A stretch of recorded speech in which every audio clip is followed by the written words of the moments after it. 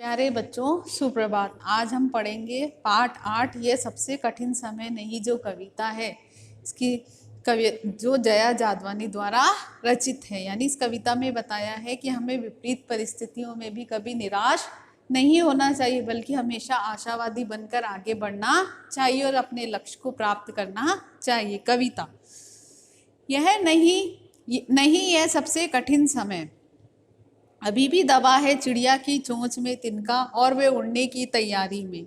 अभी भी झड़ती हुई पत्ती थामने को बैठा है एक हाथ। यानी जो कवियत्री है मनुष्य को समझाते हुए कहती है कि यह क्या है, यह सबसे कठिन समय, यानी ये सबसे कठिन समय नहीं है, इसलिए हमें निराश नहीं होना चाहिए, बल्कि हमें अपने लक्ष्य की ओर बढ़ते रहना चाहिए। निराश या दुखी नहीं होना चाहिए।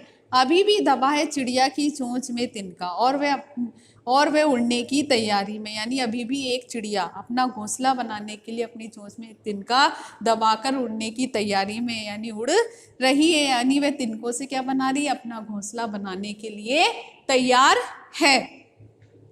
अभी इसलिए उसे बनाने में लगी है। उसे जीवन में अभी भी विश्वास है कि इस प्रकार पेड़ से गिरती हुई पत्ती को थामने के लिए कोई ना कोई हाथ तैयार है। यानी कि अभी झड़ती हुई पत्ती थामने को बैठा है एक हाथ। यानी उसे अभी भी विश्वास है कि पेड़ से गिरती हुई पत्ती को थामने के लिए कोई हाथ तैयार है। यानी मुसीबत में घिरे व्यक्ति, यानी पत्ती थामने से मतलब क्या है यहाँ पे, यानी मुसीबत में गिरे व्यक्ति की कोई ना कोई सहायता करने के लिए सामने आता है। यानी कोई ना कोई उसकी मदद करने को तैयार रहता है, जो उसे उस मुसीबत से क्या कर सके, निकाल सके।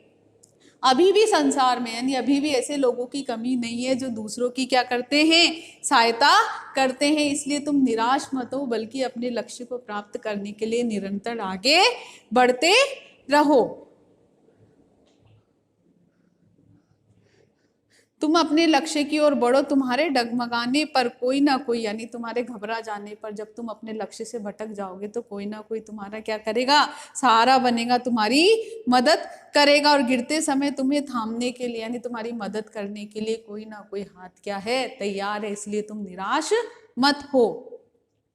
अभी भी भीड़ है स्टेशन पर, अभी भी एक रेलगाड़ी जाती है गंतव्य तक, जहां कोई कर रहा होगा प्रतीक्षा। अभी भी कहता है कोई किसी को, जल्दी आ जाओ कि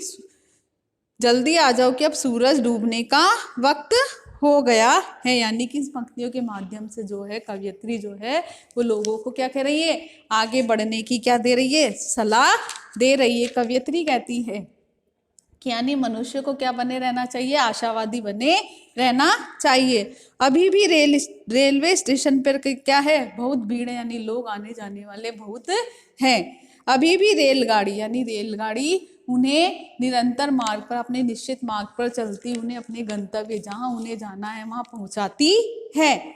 जहां कोई कर रहा होगा प्रतीक्षा, यानी जहां कोई उनके आने का क्या कर रहा होगा, प्रतीक्षा, यानी इंतजार कर रहा होगा। अभी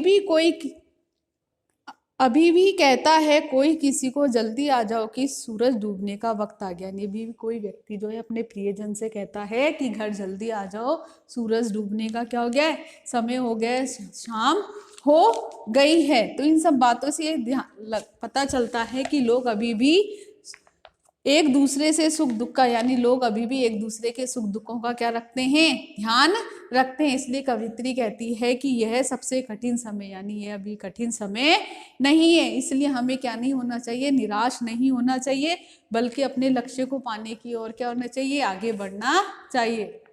यानी कि वो मनुष्य को आशावादी बने रहने के लिए सलाह देती है कि रेलवे स्टेशन पर भी क्या है, अभी भीड़ है, यानी लोग आ जा रहे हैं, और रेलगाड़ी जो है अपने निरंतर मार्ग से गुजरती हुई लोगों को अपने गंतव्य, जहां उन्हें जाना है वहां पहुंचाती है। और वहां पर भी लोग, जो जाने वाले लोग हैं, उनकी कोई इंतजार कर रहा है, यानी कोई प्रतीक्षा कर रहा है। अभी भी कोई अपने प्रियजन से कहता है कि क्या हो गया, सूरज डूबने का वक्त हो गया, इसलिए घर जल्दी आ जाओ। यानी कि कवियत्री कहती है कि लोगों को अभी भी क्या, एक दूसरे के सुख दुखों की चिंता है, इसलिए अभी ये बुरा समय नहीं है, बल्कि हमें निराश नहीं होना चाहिए, आशावादी बनकर अपने लक्ष्य को प्राप्त करने के लिए आगे बढ़ना चाहिए।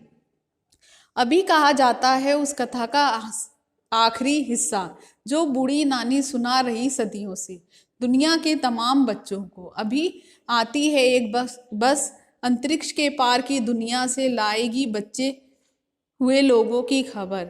नहीं, यह सबसे कठिन समय नहीं है। यानी कवियत्री क्या कह रही है कि अभी भी जो लोग हैं, दादी नानियों द्वारा सुनाई जाने वाली कहानी है, ठीक है, उस कथा का आखिरी हिस्सा यानी दादी नानी के द्वारा सुनाई जाने वाली जो कहानी है, उनका जो आखिरी अंतिम भाग है वो कैसा होता था? शिक्षा देने वाला होता था। शिक्षा प्रदान करने वाला भाग क्या है? अभी भी सुनाया जाता है। इसलिए वो क्या कहना चाहती है कि मनुष्य, तेरे जीवन का भी अंतिम भाग क्या है? अभी बाकी है, जो क्या होगा? सुखदाई होगा। इसलिए तुझे निराश होने की आवश्यकता नहीं है। यानी कहना क्या चाह रही है कि आज भी लोग दादी नानी द्वारा सुनाई जाने वाली कहानी का जो अंतिम हिस्सा है, जो महत्वपूर्ण शिक्षा प्रदान करने वाला इस भाग है, वो सुनाया जाता है। तेरे जीवन का क्या है? अंतिम भाग बाकी है, और वो क्या होगा? तेरा सुखदाई होगा। दुनिया के तमाम बच्चों को यही सिखाया जाता है।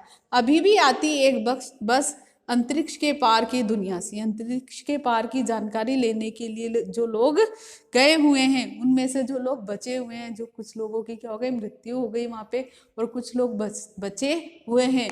उन बचे हुए लोगों को ले जाने के लिए क्या गई है? एक बस गई है जो उन लोगों को लेकर आएगी।